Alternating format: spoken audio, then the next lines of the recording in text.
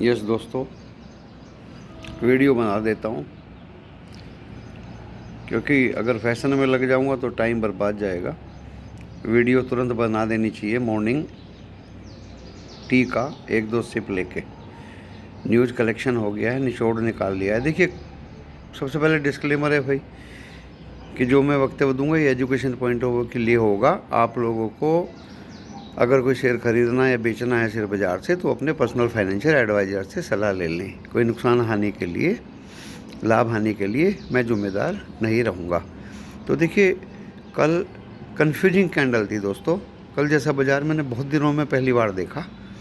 एक ही जगह 17,807, 17,850, 60 वहीं घूमता रहा और घंटे 2 घंटे वहीं घूमता रहा और ये एक्यूमुलेशन हो रहा था। 2275 का करोड़ का माल एफआईआई ने बेचा और इंडेक्स फ्यूचर मैंने देर रात में देखा, फिर उसमें भी 111 करोड़ का माल बेचा। और मैं आपको 2 चीज़ बता देता हूँ जल्दी जल्दी से, आज क्या होगा। आज देखिए, अभी तो डो जोन्स फ्यूचर्स माइनस में है 70 पॉइंट। उधर Hang Seng and Shanghai red में हैं थोड़े थोड़े। कोस्पी और स्टेट वो भी थोड़े थोड़े रेड में है। एक फ्लैट ही हैं लगभग, ऐसा कोई रिएक्शन उनमें नहीं है। अब हम अपने बाज़ार पे आ जाते हैं। यूएस में तो हुआ ही है, आपके सामने जो हुआ है।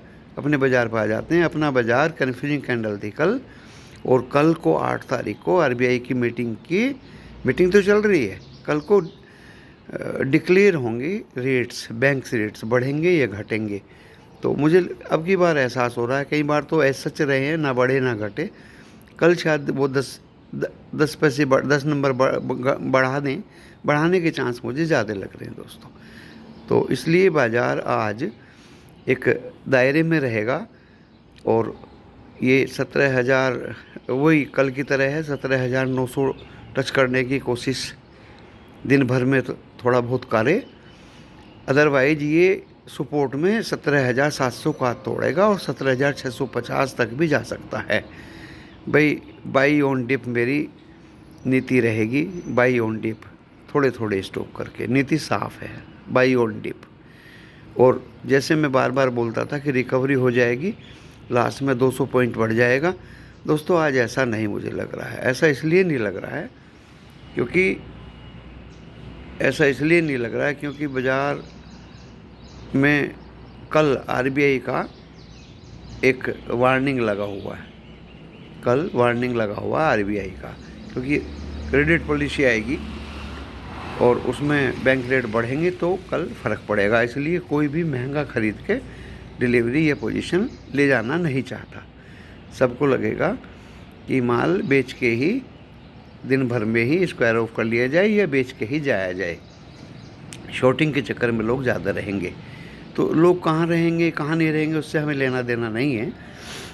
एक्यूमुलेशन मुझे लग रहा है नीचे में 17,650 और ऊपर में 17,900 टच करने की कोशिश करेगा।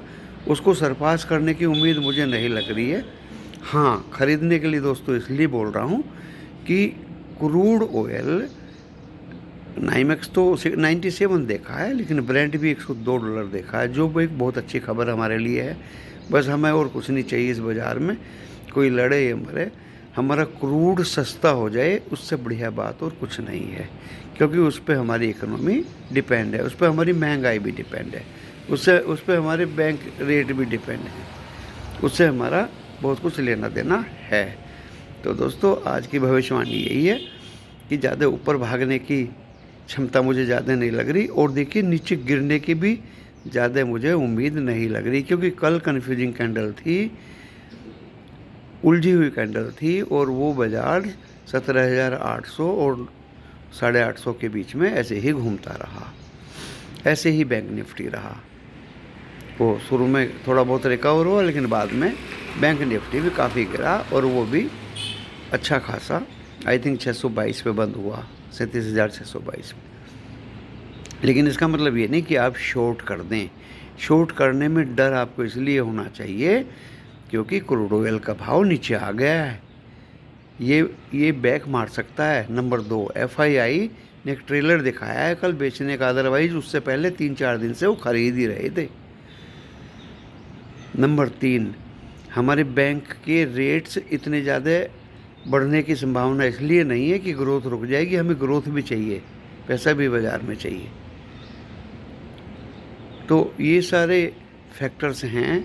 एकोमोडेशन होगा, ज़्यादा तेज़ी से इसलिए नहीं भागेगा कि कल बैंक की पॉलिसी आएगी और अंतर्राष्ट्रीय में भी फेड वगैरह की मीटिंग का चक्कर है और कुछ भी हो सकता है।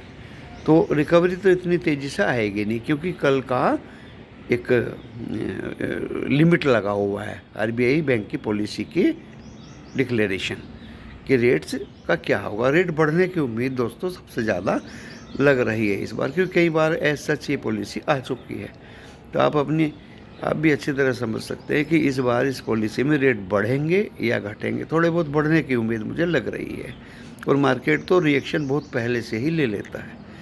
तो आप अपने इस व्यवहार को कि हमें ज़्यादा शॉर्टिंग नहीं करनी है, और भाई सीधी सी बात है, अच्छे स्टॉक बाई ऑन डिप करने हैं, क्योंकि क्रूड ऑयल नीचे जाएगा, बैंक रेट्स ऐसे ज़्यादा बढ़ेंगे नहीं, दुनिया में शांति हो रही है, रिजल्ट्स शुरू हो जा रहे हैं और रिकवरी होने की ज़्यादा उम्मीद है, और उस रिकवरी की उम्मीद से बाज़ार के ऊपर जाने की उम्मीद फिर मुझे ज़्यादा लग जाएगी।